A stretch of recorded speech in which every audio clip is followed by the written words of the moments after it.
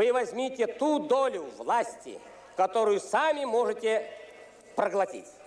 Получив согласие от Ельцина, бывшие автономные республики взяли курс на свою государственность. Якутские власти закрепили статус Якутии как суверенного государства в своей Конституции 1992 года. Введено якутское гражданство по рождению. Президентом республики может быть только гражданин по рождению, свободно владеющий якутским языком. Закреплена собственность республики на землю, природные богатства, воздушное пространство. Президент обеспечивает сохранность алмазного и валютного фондов, золотого запаса республики. Полномочия в области вооружений. Территория республики является свободной от ядерного и иных видов оружия массового поражения. Президент определяет образование территориальных воинских и иных формирований. Международная деятельность. Республика самостоятельно устанавливает прямые отношения с зарубежными странами. С 2002 года Конституцию поменяли. Вы что, с ума сошли, что ли?